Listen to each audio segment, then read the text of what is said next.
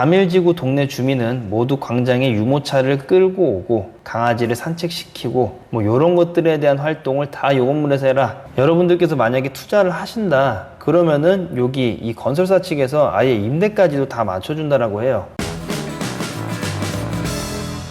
자, 반갑습니다. 오늘은 몸은 하남에 있지만 이 생활 권역은 송파권에 있는 가밀지구, 이 가밀지구에 있는 유일한 상가 투자처에 대해서 여러분들께 좀 소개를 시켜드리도록 하겠습니다. 자, 부동산은 이제 여러분들이 많이 알고 계시는 그런 아파트나 아니면 빌라라고 불리우는 뭐 다세대나 다가구 주택 또는 뭐 사무실, 상가, 오피스텔, 심지어 납골당까지 굉장히 좀 종류가 다양하죠. 그런데 이제 그 중에서 가밀지구에 투자를 할 수 있는 거는 뭐 아파트라든지 다가구 주택 땅이라든지 상가나 사무실 한 요 정도밖에는 안 됩니다. 그리고 그 중에서 당연 최고의 으뜸은 아파트라고 볼 수가 있고요. 가밀지구에 있는 아파트들은 분양가 대비 몇 억이나 올랐어요. 그리고 향후 진행하게 될 이 아클라우드 가밀의 아파트 역시도 분양가가 원체 저렴하게 나올 예정이다 보니까 분양을 받게 되면은 동시에 몇 억의 차익이 생기겠죠.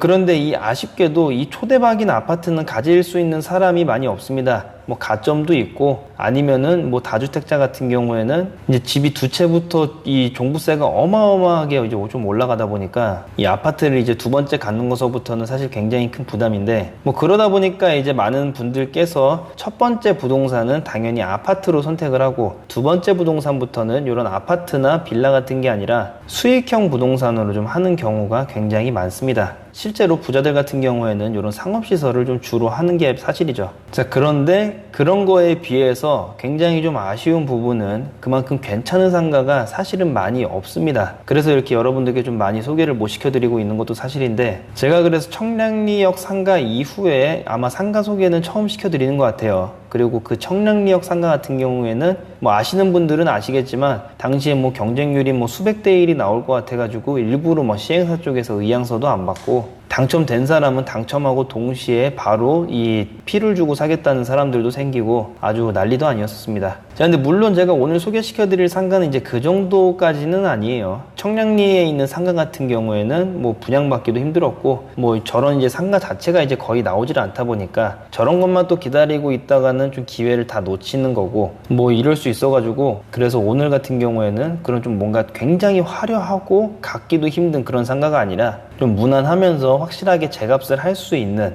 뭐 그런 상가를 이제 소개를 시켜드리는 거니까 그 점은 좀 염두를 해두시고 영상을 보시면 좋을 것 같습니다. 제가 서두에서 가밀지구에서 유일한 상가 투자처라고 말씀을 드렸죠. 여기가 이제 들어보면 아시겠지만 앞으로는 동네 주민들이 이제 다 이쪽으로 몰릴 가능성이 굉장히 높아요. 그렇다라는 얘기는 다른 상가들은 손님을 다 뺏기는 꼴이 되는 거다 보니까 그래서 다른 상가들은 뭐 별로 권해드리고 싶지가 않네요. 자, 여튼 뭐 바로 분석에 좀 들어가 보도록 하겠습니다.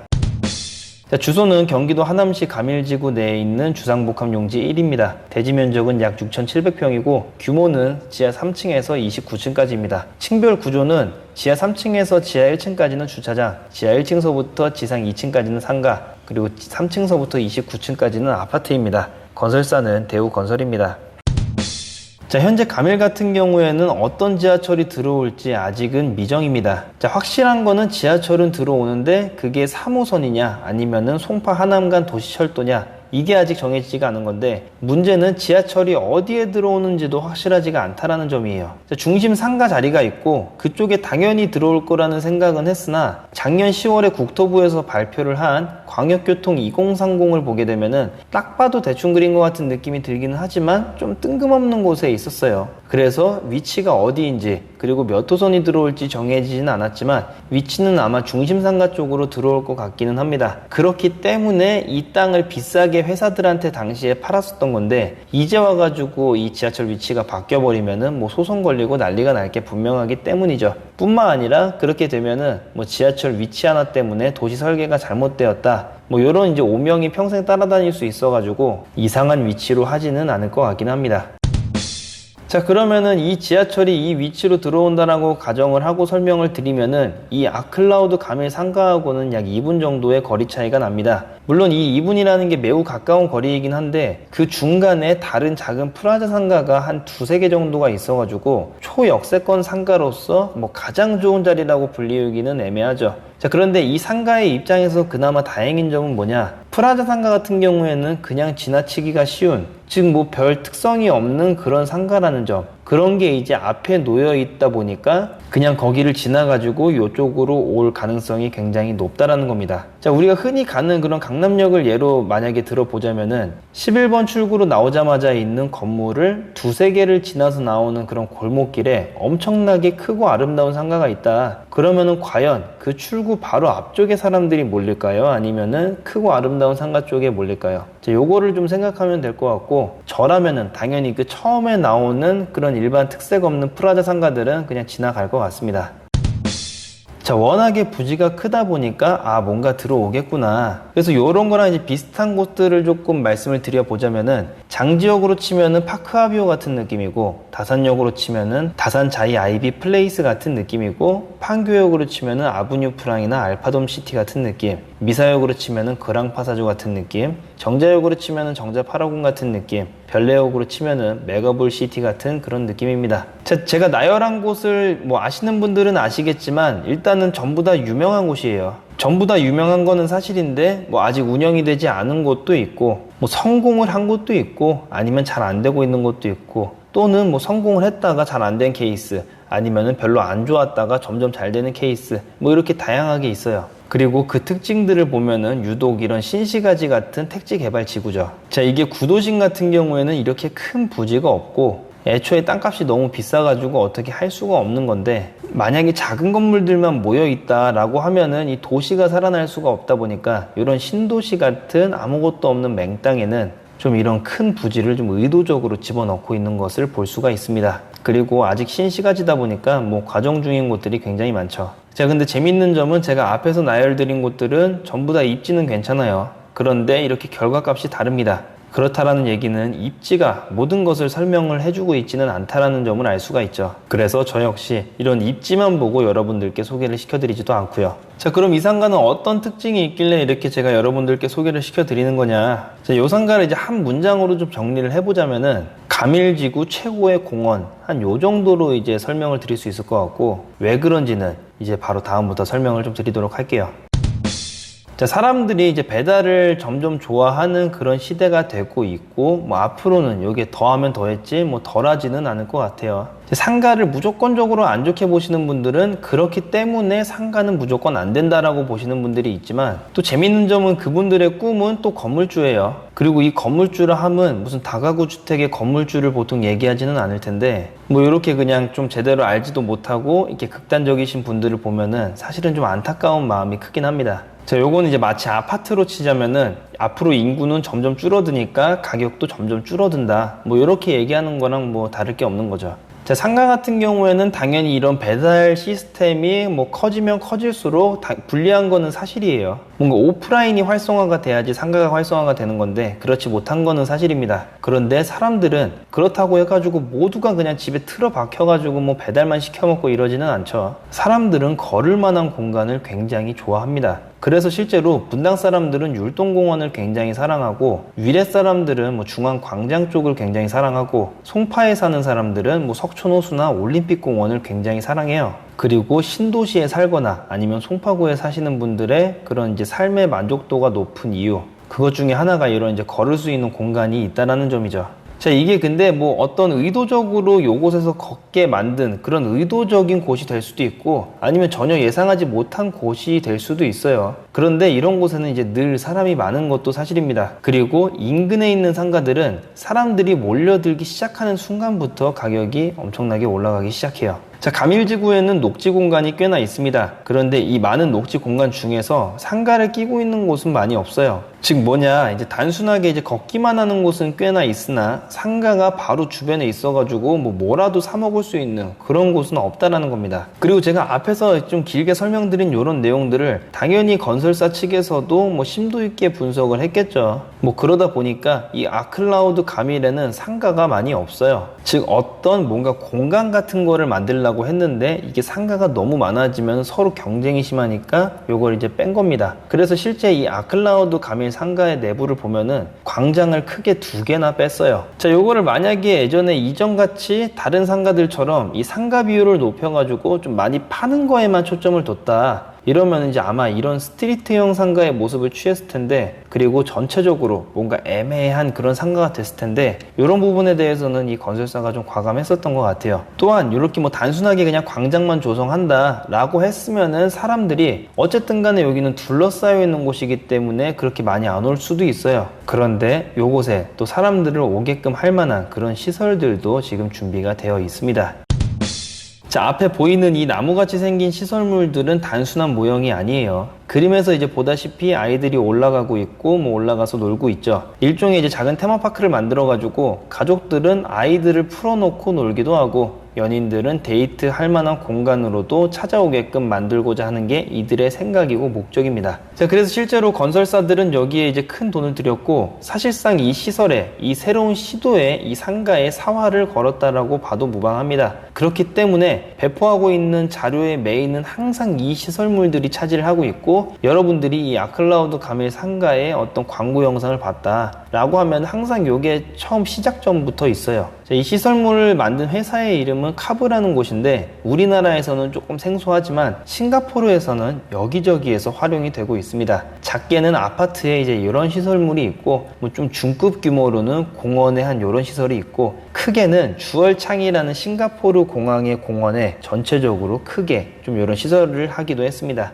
그리고 당연히 아클라우드 가밀은 첫 번째 보여드린 그런 허접한 놀이터 같은 시설물이 아니라 이 건물 전체를 좀 둘러싸고 있는 공항의 느낌을 내려고 있기는 한데, 뭐 규모가 규모인지라 뭐 이런 공항 같은 느낌을 내기는 쉽지는 않을 거고, 아마 이 중급 규모하고 이런 공항 규모 그 사이쯤으로 되지 않을까 생각이 듭니다. 자, 그리고 실제로 주얼창이 공항 같은 경우에는 이곳에서 굉장한 유명한 관광지가 되어버렸어요. 그리고 꼭 주얼창이 공항뿐만 아니라 이런 중급 규모 정도 되는 이 시설물들도 인근에서는 유명한 집객 시설물이 됐습니다. 또 제가 싱가포르를 예시로 들었지만 싱가포르뿐만 아니라 이 회사 자체가 네덜란드 기업이기 때문에 네덜란드에서는 많은 곳에서 활용이 되고 있습니다. 우리가 이제 흔히 지나는 공원 같은 곳에서 이제 널리 쓰이고 있죠. 자, 하여튼 이러한 우리에게는 낯선 이 시설물들은 굉장히 참신한 시도 있고 아무것도 없이 돌아다니는 공원에 비해 가지고 월등한 집객력을 보일 겁니다. 자, 제가 실제로 위례에서 살고 있는데 이 위례 같은 경우를 보면은 아이들이 주로 뛰어노는 곳은 이 의자에서 미끄러지듯이 있는 이 부분에서 굉장히 많이 뛰어놀고 있어요. 이 의자에 막 신발로 올라가기도 하고 아니면 내려오기도 하고 미끄러지기도 하고 썰매를 타기도 하고 뭐 그러면서 놉니다. 자, 근데 요거는 제가 만약에 아이였어도 뭐 아무것도 없는 그런 광장에서 그냥 단순하게 비눗방울만 불거나 아니면 뭐 헬리콥터 날개 같은 거를 뭐 올리거나 이렇게 하는 것보다 이렇게 좀 활동할 수 있는 곳을 좀 선호할 것 같고, 어차피 광장에 바람을 쐬러 나가는 가족들의 입장에서는 이런 아이들이 좀 원하는 그런 곳으로 가지 않을까 그렇게 생각이 됩니다. 뭐 심지어 상가들도 있기 때문에 어른들도 전혀 불편함이 없겠죠. 자, 그런데 이 상가의 집객력은 제가 앞에서 설명드린 요 시설물이 전부가 아닙니다. 자, 이곳은 사실 가밀지구만 바라보고 설계된 곳이 아니에요. 3년 뒤에 비슷한 시기에 입주를 하게 될 그런 둔촌주공 아파트하고 송파 인근 지역을 타겟으로 해가지고 이 아파트랑 상가는 설계가 되었습니다. 앞에서 말씀드린 것처럼 뭐 둔촌주공이나 인근 송파 지역들은 이제 구도심이기 때문에 이런 땅이 없고 뭐 억지로 만든다고 하더라도 땅값이 너무 비싸서 이런 광장형 테마파크 상가로 들어가고 싶어도 들어갈 수가 없죠. 설령 만든다 하더라도 분양가가 엄청나게 높아질 거기 때문에 그런 상가에 사람들이 세입자로 이렇게 들어가려고 하는 시도가 많이 없을 거고요. 그리고 그렇기 때문에, 즉 경쟁자가 없기 때문에 앞에서 설명드린 그 정도의 수준이 아니라 외부에서도 이곳에 무조건 오도록 할 만한 엔터테인먼트 시설을 집어넣어가지고 그 외부 사람들까지 확실하게 이쪽으로 끌어올 수 있도록 집객력을 엄청나게 높였습니다. 자, 예전에는 이제 사람들이 올림픽 공원 정도면은 좀 만족을 했겠지만 지금은 좀 수준이 너무나도 올라갔기 때문에 한 곳에서 모든 것을 다 하고자 하니까 그 니즈를 맞춘 게 바로 요 상가라고 볼 수가 있어요. 그리하여가지고 이 상가에는 지하에 26개 레인의 볼링 장소부터 해가지고 뭐 키즈파크, 대형마트, 대형 서점뿐만 아니라 여러분들이 잘 알고 계시는 그런 대형 외국 가구 회사도 들어오게 됩니다. 그 중에서 특히 볼링장 같은 경우에는 실제 여기서 이제 앞으로 대회가 열릴 것이고 뭐 카메라를 설치할 수 있도록 벽면도 좀 폴딩 도어로 설치를 하는 등 요거에 대한 부분은 그 관계자하고 얘기가 다 끝났다라고 해요. 그리고 이렇게 큰 업체들도 당연히 이런 것들이 들어오기 때문에 시너지가 나는 것을 알고 그리고 요만한 입지가 없다라는 것을 알기 때문에 이렇게 시작 전부터 계약을 하고선 들어오는 겁니다. 거기에 그것뿐만 아니라 이제 주차장도 매우 넓게 만들어가지고 외부에서 오는 사람들로 하여금 전혀 불편함이 없도록 했어요. 그래서 요 주차장 설계만 보더라도 이 설계 자체는 애초부터 외부인들의 집객을 목표로 했다는 것을 알 수가 있습니다. 하남에 있는 스타필드가 주차장이 매우 넓은데도 불구하고 주말에는 꽉 차서 가지도 못한다는 것을 보면은 사람들은 차가 있는 이상 꼭 최상급의 입지의 도심으로만 향하지는 않는 것을 알 수가 있고, 실제로 이런 사례는 이제 스타필드 하남이라든지 광명 이케아를 통해서 좀 알 수가 있는 부분입니다. 자, 근데 이 상가도 당연히 단점이 있겠죠. 그래서 이 상가의 단점이 무엇인지 그거를 지금부터 좀 설명을 드릴게요. 자, 제가 아까 전에 이 상가 자체가 그 안에 상업시설물 분양할 수 있는 상가들이 별로 없다라고 말씀을 드렸어요. 그거 자체가 어떻게 보면은 장점이 될 수 있겠지만 또 다른 한편으로는 단점이 될 수도 있어요. 내가 이제 경쟁자가 많이 없다라는 거는 좋은 점이기는 한데, 반대로 이 상가에 투자되는 돈이 굉장히 많을 수가 있는 겁니다. 예를 들어가지고 건물을 짓는데 그냥 한 100억이 든다. 상가를 100개를 뽑으면은 한 사람당 1억씩 해가지고 팔면 되는데 50개밖에 안 뽑아 놓으니까 한 사람당 2억씩을 내야지 되는 거예요. 물론 여기가 이제 중심 상업 지구이기도 하고 이제 그런 점을 감안을 했을 때는 뭐 그렇게 썩 높다라고 볼 수는 없는데, 여튼간에 이제 투자를 하는 입장에서 부담스러운 가격인 거는 사실이에요. 자, 그런데 만약에 시설물 아무것도 없이 상가 많은 그런 곳을 1억 주고 살래? 아니면은 뭔가 시설물도 많고 상가는 별로 없지만 2억인 요런 상가를 살래? 라고 만약에 누가 저한테 물어본다. 그러면은 저는 아마 주저 안 하고 2번을 선택을 할 것 같아요. 그리고 그렇기 때문에 여러분들께 이렇게 소개를 시켜드리는 거고요. 자, 그리고 이거 말고도 이제 또 다른 단점이 있는데, 지하철이 언제 들어올지 모른다라는 점입니다. 자, 외부인들이 애초부터 목적이었다라고 제가 말씀을 드렸죠. 그렇기 때문에 이 주차장이 좋은 거는 뭐 굉장히 큰 장점이기는 한데, 만약에 지하철이 있었다라고 하면은 더 높은 그런 집객력을 보였겠죠. 뭐 가령 스타필드 하남 바로 앞에 지하철이 생긴다라고 생각을 해보면은, 그리고 그 스타필드 하남이 뭐 가밀지구 같은 그런 도심 바로 옆이라고 생각을 한다면은, 스타필드 하남은 아마 지금도 엄청나게 복잡하지만 더 복잡해졌을 거라는 것은 뭐 누구나 이제 예상을 할 수 있는 그런 대목입니다. 자, 여튼 뭐 그런 점이 좀 아쉽고, 이렇게 가격하고 지하철 개통 시기 뭐 요 정도가 이 상가의 단점 정도라고 정리를 해볼 수가 있을 것 같습니다. 자, 영상이 굉장히 길어졌는데 결국 이 아클라우드 가밀 상가는 이제 어떤 취지로 만들어졌나, 이제 요거를 요약을 하자면은, 가밀지구 동네 주민은 모두 광장에 유모차를 끌고 오고 강아지를 산책시키고 뭐 요런 것들에 대한 활동을 다 요 건물에서 해라. 그리고 외부 사람들은 이곳에 이제 다양한 대형 프랜차이즈가 들어가 있고 뭐 대회도 열리고 뭐 주차도 편하고 이러다 보니까 주말에 뭐 놀 곳 마땅히 없다라고 하지 말고 이 건물로 와라, 뭐 이런 것이 아닐까 이게 생각이 듭니다. 뭐 요런 얘기를 해도 되는 건지는 모르겠으나, 이제 실제로 여기 관계자하고 만나가지고 얘기를 해보면은 이 건설사 측에서는 이 건물에 사활을 걸었다라고 합니다. 해당 건설사는 아파트 브랜드에서 예전에 비해서 좀 많이 밀리는 게 사실이에요. 가령 대림건설 같은 경우에는 원래는 좀 계속 밀리고 있던 그런 브랜드인데, 반포동에 있는 아크로 리버파크를 시작으로 해가지고 지금은 상당히 선호하는 그런 브랜드가 되었습니다. 뭐 그리고 같은 일군 건설사에 있는 뭐 그런 다른 브랜드를 보면은, 레미아는 옛날부터 강했는데 지금까지도 강하고, 자이 같은 경우에는 반포 자이를 시작으로 굉장히 고급스러운 이미지가 생겼고, 현대건설 같은 경우에는 점점 조금 애매해지는 느낌이 드나 싶었는데 DH를 넣음으로 인해 가지고 다시금 상승을 한 모습을 볼 수가 있습니다. 뭐 그러다 보니까 결국에 이 1군 브랜드 중에서 가장 애매한 포지션이 돼버린 게 바로 이 해당 건설사예요.